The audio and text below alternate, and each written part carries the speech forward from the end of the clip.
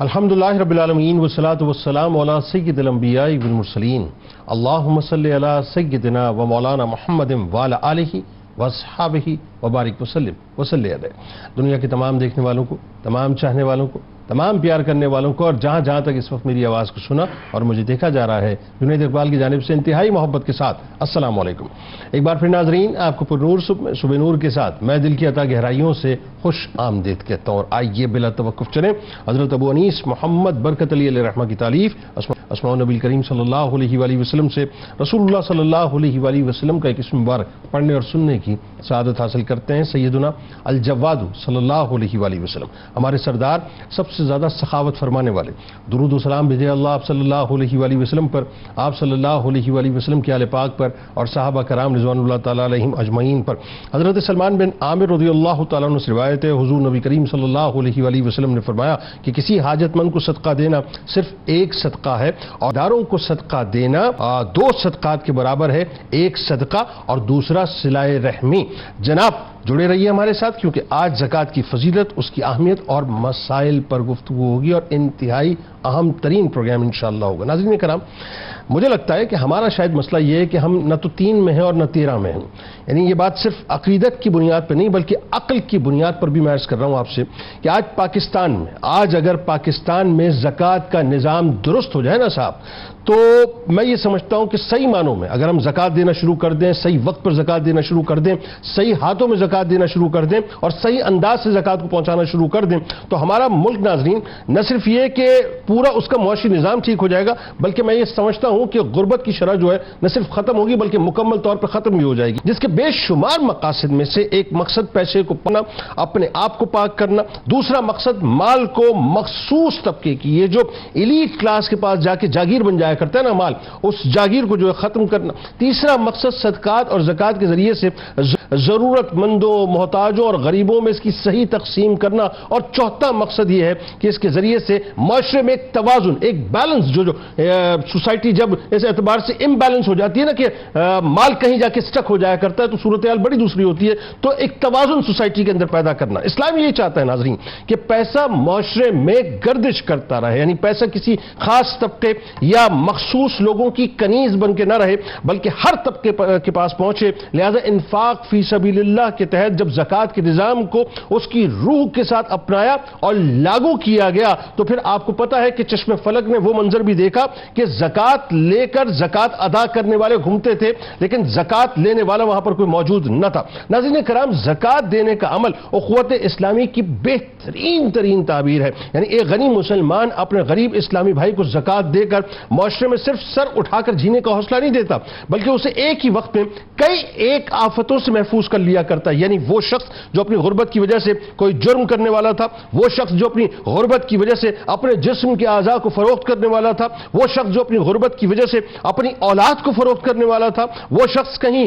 کھڑے ہو کر بھیک مانگنے والا تھا یا اپنی اولاد کو کسی بھکاری مافیا کے ہاتھوں جو فروخت کرنے والا تھا، یا وہ شخص جو اپنی غربت اور افلاس کی وجہ سے خودکشی کرنے والا تھا یا اپنے بچوں کو مارنے والا تھا، یا وہ عورت جو اپنی غربت کی وجہ سے اپنے پیٹ کی آگ بجھانے کے لیے اپنی عزت کو نیلام کرنے والی تھی، یا وہ عورت جو اپنے ماں باپ کا سہارا بننے کے لیے اپنے آپ کو فروخت کرنے والی تھی، یا وہ غریب جو غربت کی وجہ سے تعلیم کی نعمت سے دور ہو چکا تھا، یا وہ بچہ جسے غربت کی وجہ سے بھکاری بننا پڑا تھا، یا یوں کہہ لیجئے کہ اپنے دیگر جرائم کے اندر جو ہے وہ غربت کی وجہ سے ملوث ہو گیا تھا، آپ کی دی ہوئی زکوٰۃ، جی آپ کی دی ہوئی زکوٰۃ، میری دی ہوئی زکوٰۃ جو ہے معلوم ہے کیا کرتی ہے؟ وہ کرتی یہ ہے کہ انفرادی طور پہ کسی شخص کو سنبھالا دے دیا کرتی ہے، اور جب آپ کسی کو انفرادی طور پہ سنبھالا دیتے ہیں تو پھر اس کے گھر کو سنبھالا دیتے ہیں، جب اس کے گھر کو آپ سنبھالا دیتے ہیں تو بنیادی طور پہ اجتماعی طور پہ آپ معاشرے کو بچایا کرتے ہیں، معاشرے کی جو ہے وہ ایمان کو بچایا کرتے ہیں اور معاشرے میں موجود نسلوں کو بچا دیا کرتے ہیں۔ ناظرین کرام، زکوٰۃ کی معاشرتی حیثیت جو ہے ایک مکمل اور جامع نظام کے تحت ہے۔ زکوٰۃ کا نظام اسلام کا وہ مضبوط اور مربوط اور مستحکم ترین معاشی نظام ہے کہ اگر صاحب زکوٰۃ دینا شروع کر دے اور صحیح طور سے صحیح معنوں پر صحیح وقت دینا شروع کر دے اور صحیح انداز سے صحیح ہاتھوں میں پہنچ جائے، آپ بلیو کیجئے ناظرین، پھر ہمیں کسی سے قرض قرض مانگنے کی بھیک مانگنے کی ضرورت نہیں پڑے گی، بلکہ میرا تو اس سے آگے بڑھ کے ایک دعویٰ یہ ہے صاحب، یہ جو ہم جتنی بھی افراتفری اس وقت معاشرے کے اندر دیکھتے ہیں نا، یہ جو بدامنی ہم دیکھتے ہیں، بے چینی دیکھتے ہیں، طبقاتی کشمکش دیکھتے ہیں، جو سود کی جو ایک یوں کہیے کہ جکڑن نے ہمیں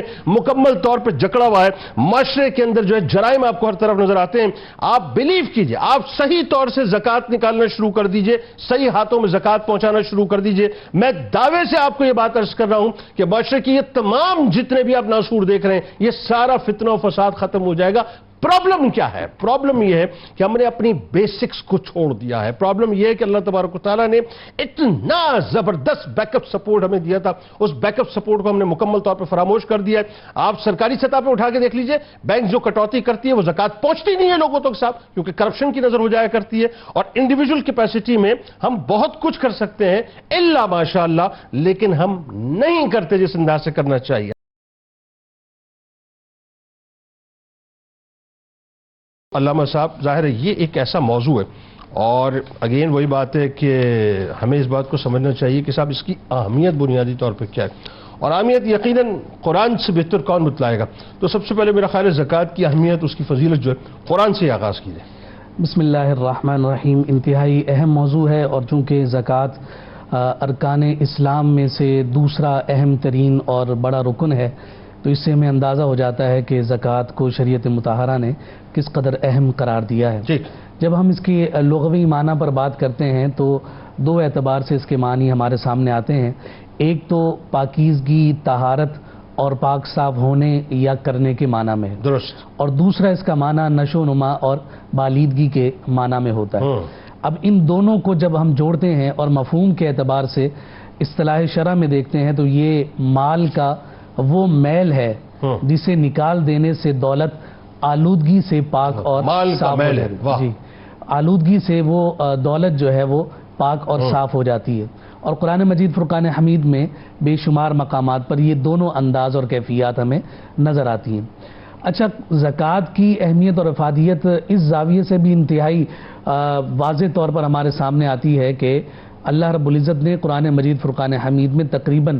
82 مقامات پر نماز کے ساتھ زکوٰۃ کو بیان فرمایا۔ اس قدر کثرت کے ساتھ اس کا اظہار کرنا گویا کہ اسلامی معیشت کے خد و خال کو بڑے واضح طور پر سامنے لے کر آ جاتا ہے۔ پھر اس کے بعد ہم دیکھتے ہیں کہ اس کی اہمیت اور اس کی حساسیت کو ہمارے اکابرین نے کس قدر جانا اور پہچانا ہے کہ جناب سیدنا صدیق اکبر رضی اللہ تعالی عنہ نے جب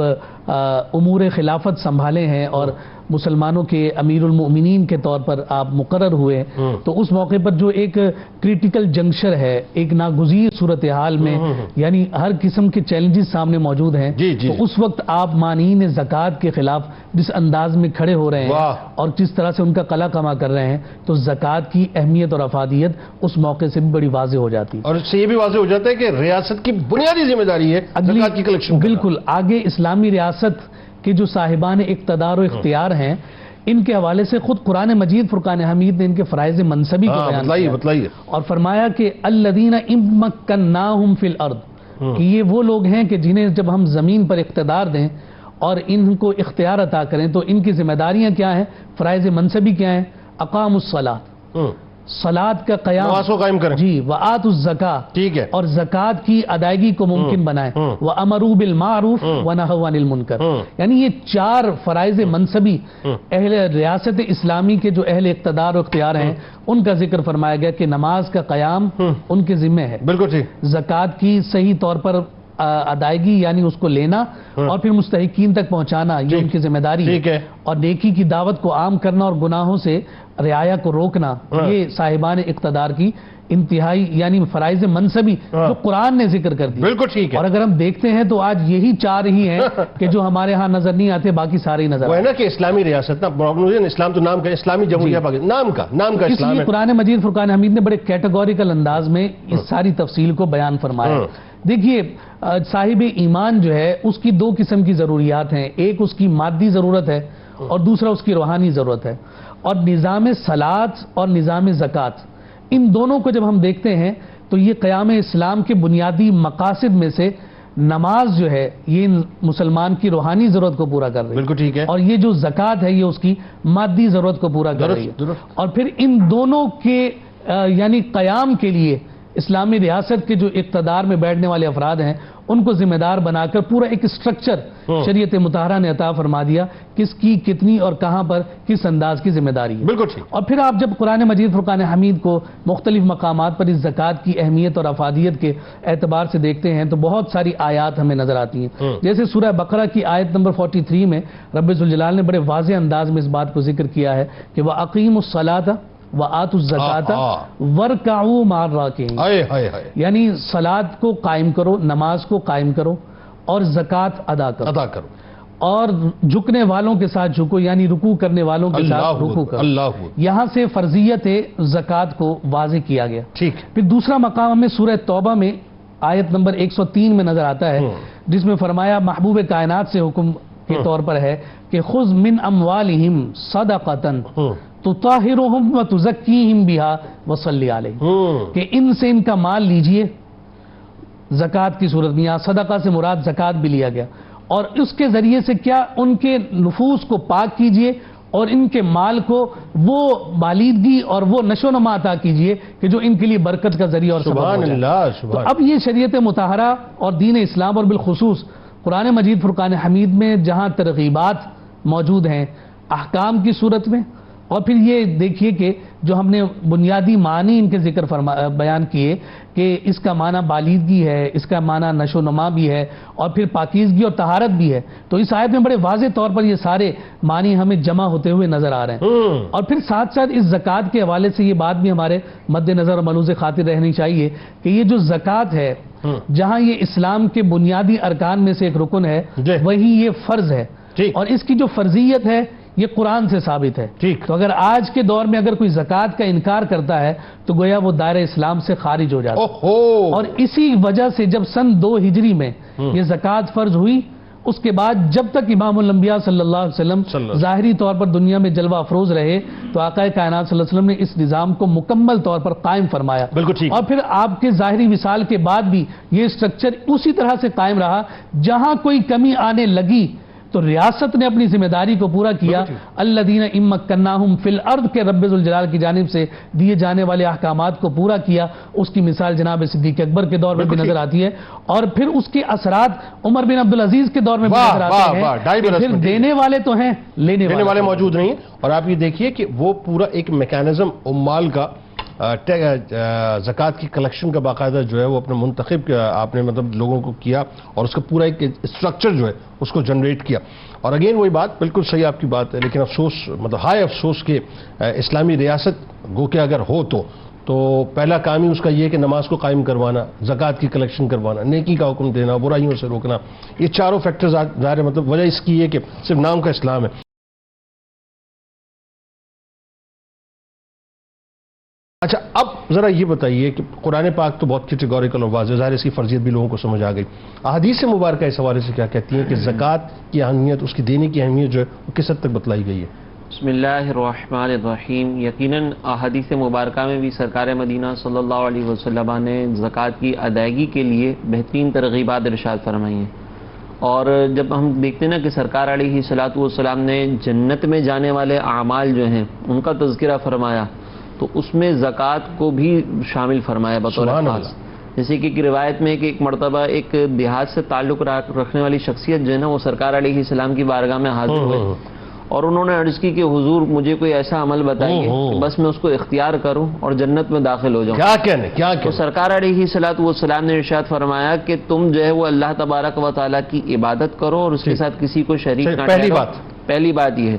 فرض نمازیں ادا کرو۔ دوسری بات پھر سرکار علیہ السلام نے فرمایا کہ جو زکوٰۃ تم پر مقرر ہے اس کو ادا کرو۔ تیسری بات رمضان کے روزے رکھو۔ چوتھی بات تو اب پھر سرکار علیہ الصلوۃ والسلام نے جب یہ ترغیب ارشاد فرمائی نا تو ان اعرابی نے عرض کی کہ یا رسول اللہ اس ذات کی قسم جس کے قبضہ قدرت میں میری جان ہے، نہ میں اس میں کوئی اضافہ کروں گا نہ میں اس میں کمی کروں گا، اور وہ یہ کہہ کر واپس روانہ ہو گئے۔ ٹھیک تو سرکار علیہ الصلوۃ والسلام نے اپنے صحابہ سے کہا کہ تم میں سے جو شخص یہ دیکھنا چاہتا ہے کہ جنتی کون ہے تو اسے دیکھ لے۔ سبحان اللہ۔ اب آپ یہ اندازہ کریں کہ اگر کوئی شریعت مطہرہ کے سرکار علیہ الصلوۃ والسلام کی بارگاہ میں آتا ہے اور شریعت مطہرہ کے یہ بنیادی معیار کو پورا کرتا ہے تو سرکار علیہ السلام نے فرمایا کہ جنت۔ اور کتنا آسان ہے، بہت آسان ہے نا, کتنا آسان ہے ابھی. اور یہی وہ چیزیں جس پر اسلام کی بنیاد کو رکھا گیا ہے, ٹھیک ہے نا. سرکار علیہ الصلوۃ والسلام نے جو 5 چیزیں ذکر فرمائی اس میں زکوٰۃ کا بھی تذکرہ موجود ہے. اچھا, اسی طریقے سے حضرت ابو ایوب انصاری رضی اللہ تعالیٰ عنہ سے مروی ہے, وہ کہتے ہیں کہ ایک مرتبہ ایک شخص جو ہے وہ سرکار علیہ الصلوۃ والسلام کی بارگاہ میں حاضر ہوئے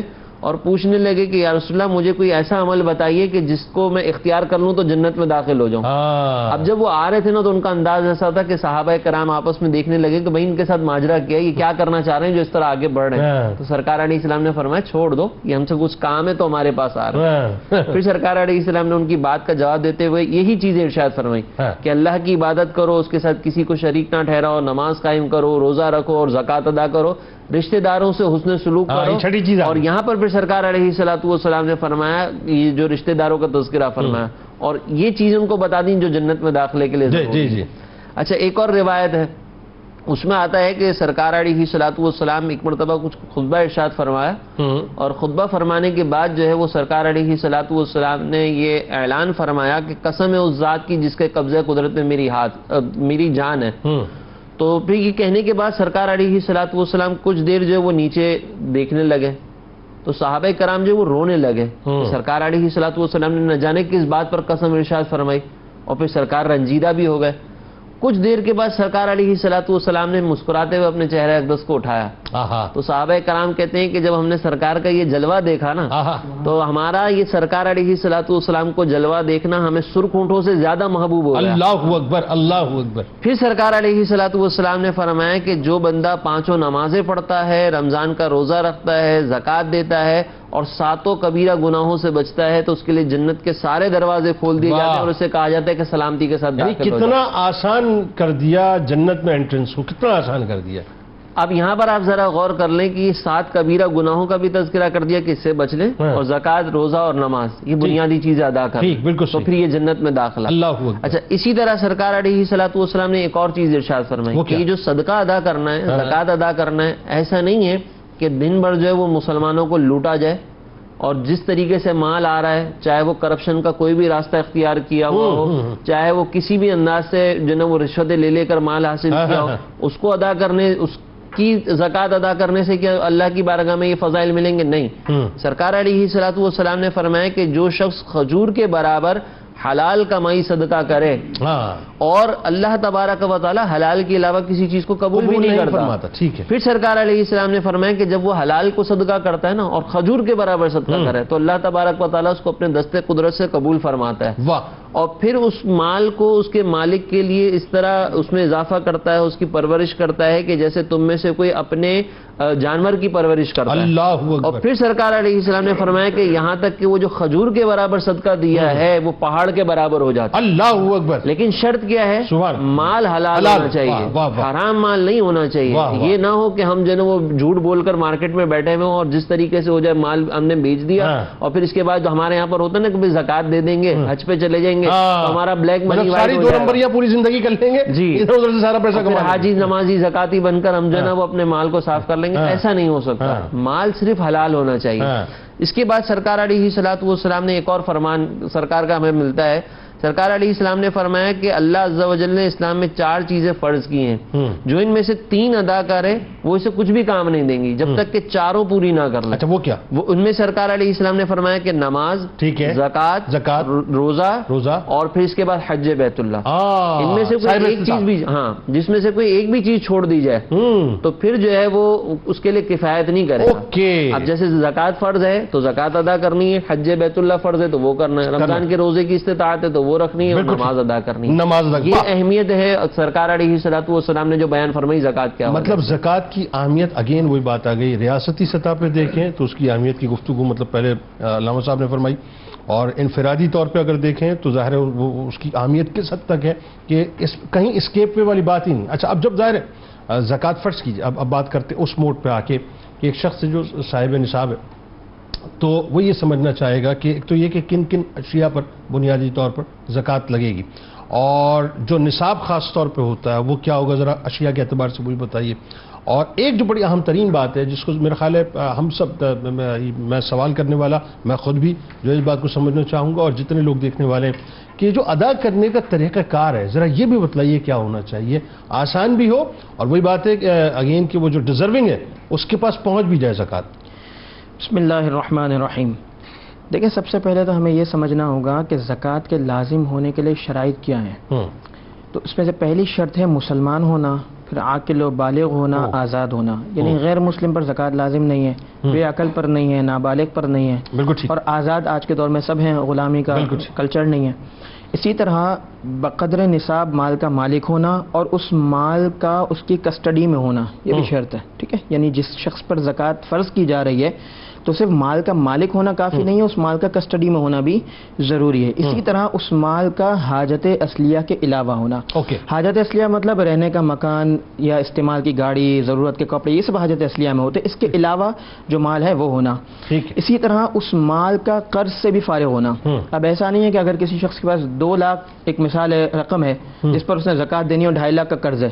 تو وہ مال قرض سے فارغ نہیں ہے، اس کا مطلب پہلے وہ قرض سے فارغ ہونا ضروری ہے۔ اسی طرح جس مال پر زکوٰۃ لگے گی وہ مال نامی ہوگا، یعنی جس میں سونا چاندی آتا ہے، مال تجارت آتا ہے، سائمہ یعنی چرائے کے جانور آتے ہیں انشاءاللہ، جس پر ابھی ہم بات کریں گے۔ اور اسی طرح ایک اور چیز جو ہے اس مال پر سال کا گزرنا بھی ضروری ہے، یعنی یعنی آپ سمجھیں کہ جو ہے نا سال کی ابتدا اور انتہا دونوں کارنرز پر وہ شخص صاحب نصاب ہونا چاہیے۔ اور یہاں پر قمری سال مراد ہے۔ مثلا اگر یکم رمضان کو اس کا وہ صاحب نصاب ہوا تو اگلے سال یکم رمضان تک وہ صاحب نصاب ہے تو اس نے زکوٰۃ ادا کرنی ہے۔ اچھا، اس میں ایک اور چیز اہم ہے کہ یہاں پر لوگوں میں غلط فہمی یہ ہوتی ہے کہ وہ سمجھتے ہیں کہ ہر روپے پر ایک پورا سال گزرنا ضروری ہے، ایسا نہیں ہے۔ مثلا اگر اس کے پاس 2 لاکھ روپے ہیں اور 29 شعبان کو 50,000 اور آ گئے تو یکم رمضان کو جب وہ زکوٰۃ ادا کرے گا تو پورے 2.5 لاکھ پر ادا کرے گا۔ اچھا جی ٹھیک ہے، تو یہ سمجھنا بہت زیادہ ضروری ہے۔ اچھا، اس میں ایک اور چیز بہت اہم ہے جس کی طرف لوگ توجہ نہیں دیتے، وہ یہ ہے کہ زکوٰۃ میں تملیک شرط ہے، یعنی جس کو آپ دیں تو اس کو مالک بنانا ضروری ہے۔ مالک بنانا ضروری ہے، منفعت کا مالک بنانا ہے، یعنی فلیٹ بنا کے اس کو رہنے کو دے دیا تو یہ ہے کہ آپ نے اس فلیٹ کی منفعت کا مالک بنایا۔ منفعت کا مالک نہیں بنانا، اس چیز کا مالک بنانا ضروری ہے۔ اسی طرح زکوٰۃ میں ایک اور چیز ضروری ہے، وہ یہ کہ دیتے وقت دینے والے کی نیت زکوٰۃ ہونی چاہیے۔ یہاں پر ایک پوائنٹ ہے کہ نیت زکوٰۃ دینے والے کی ہونی چاہیے، اس کے اوپر یہ لازم نہیں ہے کہ جس کو دے رہا ہے وہ بتائے کہ زکوٰۃ ہے، اسے کہہ کے دے سکتا ہے، عیدی کہہ کے دے سکتا ہے، عزت نفس پردے میں رکھ کر ہاں خود کی نیت زکوٰۃ کی ہونی چاہیے۔ اسی طرح زکوٰۃ کن چیزوں پر لازم ہوگی تو اس میں گولڈ، سلور، سونا چاندی، سونے کا نصاب 7.5 تولہ سونا، چاندی کا 52.5 تولہ چاندی۔ اسی طرح اس میں کیش، پرائز بانڈز بھی اس میں شامل ہو جائیں گے۔ اگر ان کی مالیت کتنا کیش ہونا چاہیے، اگر اس کی مالیت 52.5 تولہ چاندی تک پہنچ جائے گی اس پر زکوٰۃ ادا کرنا ہوگی۔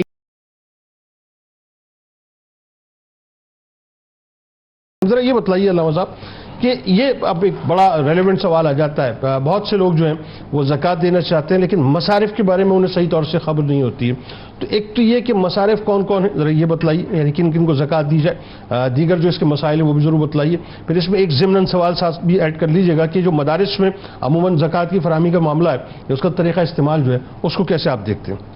جی بسم اللہ الرحمن الرحیم، انتہائی اہم سوال ہے اور یہ بڑی وضاحت کے ساتھ قرآن مجید فرقان حمید میں سورہ توبہ کی آیت نمبر 60 میں تمام مصارف کو ذکر کیا گیا۔ اجمالی طور پر تو یہ کل 8 مصارف ہیں اور ان میں سے 7 اس وقت اپلیکیبل ہیں۔ اللہ رب العزت نے ارشاد فرمایا انما الصدقات للفقراء، ٹھیک ہے، کہ سوائے اس کے نہیں کہ یہ صدقات جو ہیں وہ فقراء کے لیے ہیں، والمساکین اور مساکین کے لیے ہیں، والعاملین اس کو زکوٰۃ کو جمع کرنے والے اور اس کو تقسیم کرنے والے جو افراد ہیں ان کے لیے ہے، والمؤلفۃ قلوبہم تالیف قلب کے لیے ہے، وفی الرقاب یہ جو لوگ غلام ہیں ان کو آزاد کروانے کے لیے ہے، ٹھیک ہے، والغارمین اور وہ لوگ کہ جو قرض میں مبتلا ہیں، مقروض ہیں، انہیں اس قرض سے نکالنے کے لیے، وفی سبیل اللہ اور اللہ کی راہ میں، جہاد کی صورت میں یا پھر اللہ کی راہ میں کوئی اور نوعیت اور کیفیت آتی ہے اس میں یہ مدارس کا خرچ بھی داخل ہوتا ہے، اور وابن السبیل جو مسافر ہے اور اس کیفیت اور حالت کو پہنچ گیا کہ گھر تک پہنچنے کے لیے اسے مال کی ضرورت ہے تو اس کو بھی زکوٰۃ دی جا سکتی ہے. تو یہ کل 8 مصارف جو ہیں قرآن مجید فرقان حمید نے ذکر فرما دی. اب یہاں فقیر اور مسکین دو الگ الگ اصطلاحات استعمال ہوئی ہیں. فقیر اس شخص کو کہا جاتا ہے کہ جو کچھ مال کا مالک تو ہو لیکن وہ مال نصاب سے کم ہو. ٹھیک ہے, یعنی وہ شرعی فقیر کہلاتا ہے کہ اس کو زکوٰۃ دی جا سکے. مسکین اس شخص کو کہتے ہیں کہ جس کے پاس بالکل مال نہ ہو اور کھانے پینے کے لیے بھی اسے ہاتھ پھیلانا پڑے, وہ مسکین کی کیٹیگری میں داخل ہوتا ہے. پھر جو عاملین ہیں, عاملین امیر بھی ہو سکتے ہیں غریب بھی ہو سکتے ہیں, لیکن وہ چونکہ ڈیوٹی سر انجام دے رہے ہیں تو ان کو بطور تنخواہ زکوٰۃ کے مال میں سے دیا جاتا ہے. یعنی زکوٰۃ کلیکٹرز کو جو ہے ایک سرٹن پرسنٹیج ان کے ساتھ طے ہوگا, تنخواہ کے طور پر انہیں سیلریڈ پرسن کے طور پر ہوگا. اس میں چاہے وہ امیر ہوں یا غریب ہوں, اس میں یہ نہیں ہوتا کہ بھائی غریب ہوگا تو اس کو اس مال میں سے دیا جائے گا. عامل ہے زکوٰۃ اس کو ادا, یعنی وہ یہ مصرف میں داخل ہے. پھر اس کے بعد آپ دیکھتے ہیں کہ رقاب اور غارمین یعنی غلامی سے آزادی کے لیے اور ساتھ جو مقروض ہے اسے قرض سے نجات دلانے کے لیے اسے زکوٰۃ دی جا سکتی ہے. تالیف قلب جو کہ وہ میں نے جو کہا کہ 7 اپلیکیبل ہیں, یہ تالیف قلب اجماع صحابہ کی بنیاد پر اسے روکا گیا. اور پھر اس کے بعد آگے ہم دیکھتے ہیں فی سبیل اللہ. اس میں سب سے پہلے تو یہ آتا ہے کہ کوئی شخص ہے کہ جو اللہ کی راہ میں جہاد کرنا چاہتا ہے لیکن اس کے پاس زیادہ راہ نہیں ہے, اس کے پاس سواری نہیں ہے, جہاد کے لیے جو ضروریات ہیں وہ اس کے پاس نہیں ہے, تو زکوٰۃ کے ذریعے سے اس مجاہد کی معاونت کی جائے گی. یعنی اس کا مطلب اس وقت غزہ کی پٹی پر جو مجاہدین جہاد کر رہے ہیں مطلب ان کی جو ہے زکوٰۃ کے مد میں جو ہے وہ امداد کی جا سکتی ہے. بالکل, اللہ کی راہ میں خرچ میں ایک تو سب سے پہلے ہی آ گیا. پھر اس کے بعد اللہ کی راہ میں خرچ کرنے کے جو انداز اور کیفیات ہوں گی وہ ساری اس کے اندر داخل ہوں گی. جب ہم خاص طور پہ مدارس کی بات کر رہے ہوتے ہیں تو وہ بھی اسی ضمن میں ہی فال کر رہے ہوتے ہیں, اسی کیٹیگری میں فال کر رہے ہوتے ہیں کہ چونکہ یہ مدارس جو ہے نا یہ اسلام کے قلعے ہیں. اسلام کی شناخت انہی مدارس کے ساتھ قائم ہے. اگر آج مدارس کے دروازے بند ہو جائیں تو گویا کہ ایسا ہی ہے کہ اسلام کی شناخت اور اس کا جو وقار ہے وہ ایک طرح سے تھم جائے. تعلیمات اسلامی کی ترویج و اشاعت انہی مدارس کے ذریعے سے. بالکل صحیح. لہٰذا مدارس کے ساتھ جو معاونت ہے وہ معاونت اگر زکوٰۃ کی صورت میں ہے تو یہ دگنے اجر کا ذریعہ اور سبب ہے. ایک تو زکوٰۃ کی ادائیگی ہے, اس کا ثواب اور اجر مل ہی رہا ہے, اور دوسرا وہ ترویج و اشاعت دین میں جو معاون بن رہا ہے وتعاونوا علی البر والتقوی کے ضمن میں بھی, اور پھر اس کے علاوہ بھی علم کی تحصیل اور علم کے فروغ میں جو وہ اپنا مال استعمال کر رہا ہے تو اس کا اجر اور ثواب بھی اسے میسر آ. اور پھر اگین وہی بات ہے کہ ہم ان کو مستحکم کیوں نہیں کرنا چاہتے صاحب, ہم کیوں چاہتے ہیں کہ یہ 20 25 30 ہزار کے جو مطلب لوگ ہیں میں وہی کیجئے نا. اب یہاں پر ایک اور بات آتی ہے, یہ سوال کیا جاتا ہے کہ جی مدارس میں کس طرح سے دیا جائے. جیسے ابھی پہلے علامہ فرحان صاحب نے ذکر کیا کہ تملیک یعنی اسے مالک بنانا مال کا, کہ جس کو دیا جا رہا ہے اس کو اس مال کا مالک بنایا جائے. مدارس میں تو اتنے سارے طلبہ ہوتے ہیں تو ان تک زکوٰۃ کیسے پہنچے یا ان پر استعمال کیسے کی جاتی ہے. تو جو نمائندگان ہوتے ہیں مدارس کے, جو منتظمین اور معتممین ہوتے ہیں, وہ بحیثیت وکیل اس مال کو استعمال کر رہے ہوتے ہیں. تو اس کا ہیلے کے طور پر یہی ذکر کیا جاتا ہے کہ جو مال جمع ہوتا ہے وہ کسی جو فقیر یا غریب جو طالب علم ہے اسے اس کا مالک بنا کر پھر وہ ہدیہ کر دیتا ہے واپس, اور اب پھر یہ وکالت کے ساتھ وہ سارا مال جو ہے نا وکیل کے طور پر سب پر خرچ کر رہے ہوتے ہیں. اچھا, پھر یہاں ایک بات جو آپ نے ضمناً ذکر کی, میں اس تلخ حقیقت کی جانب توجہ دلانا چاہتا ہوں. دیکھیے ہم کتنی رغبت کے ساتھ کہتے ہیں کہ بھائی یہ زکوٰۃ مدارس میں دو, تمہیں 2 اجر ملیں گے, اور پہلے ہم خود کہہ رہے ہیں کہ یہ زکوٰۃ جو ہے یہ مال کا میل ہے. مدارس میں اللہ کا دین پڑھایا جاتا ہے. اللہ کے دین کو پڑھانے کے لیے ہم مال کا میل بھی استعمال کرنے کو روا نہیں کرتے. تو آپ بتائیے کہ دین کا نور ہمیں کیسے میسر آئے.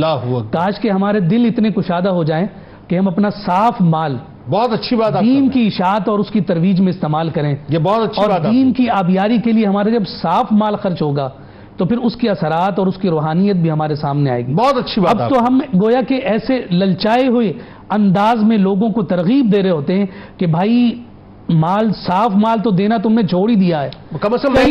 یہ بھی نہ چھوڑ دینا, کہیں یہ دروازے دین کے جو قلعے ہیں ان کے دروازے نہ بند ہو جائیں. کم از کم چلو مال کا میل ہی صحیح, وہ تو 2 کم از کم دین پڑھایا جاتا رہے.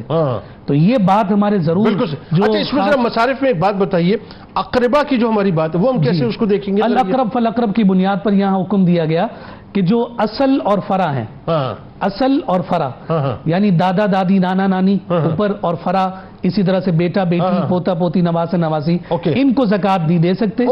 باقی جو برانچز بنیں گی یعنی بھائی بہن ہیں، دائیں بائیں جتنی بھی برانچز اس کی بن رہی ہوں گی ان سب کو زکوٰۃ دی جا سکتی ہے، اور وہ زیادہ یعنی آپ کی نسل اور آپ کے اجداد. جی بالکل، اصل اور فرع اس کو کہا جاتا ہے. آپ کی نسل اور آپ کے جو اجداد ہیں اوپر جو ہیں ان کو نہیں دے سکتے. برانچز میں آپ بہن بھائیوں کو دے سکتے ہیں، باقی ان سارے افراد کو دے سکتے ہیں، اور وہ زیادہ حقدار ہیں. بہت شکریہ آپ تینوں احباب کا. تشریف لائے. کتاب الشفا، عبادت میں خشوع و خضوع کا عمل. آپ کو بتلاتے ہیں کہ جس شخص کو اپنی عبادت میں خشوع و خضوع میسر نہ آتا ہو، وہ کثرت کے ساتھ کلمہ طیبہ اور استغفر اللہ کا ورد کرے، انشاءاللہ اسے عبادت میں خشوع و خضوع نصیب ہوگا. مولا کائنات مولا علی کرم اللہ وجہ الکریم کا قول مبارک ہے کہ جب بھی کسی کو صدقہ دو تو انتہائی عاجزی کے ساتھ پیش کرو. یہ باڈی پوسچر آپ کا ہونا چاہیے، یوں مت دیا کریں، یوں دیا کریں. فرماتے ہیں کہ انتہائی عاجزی کے ساتھ پیش کرو، کیونکہ نیک اعمال میں جس قدر عاجزی اور خلوص زیادہ ہوگا وہ کام اللہ کی بارگاہ میں اسی قدر زیادہ مقبول ہوگا.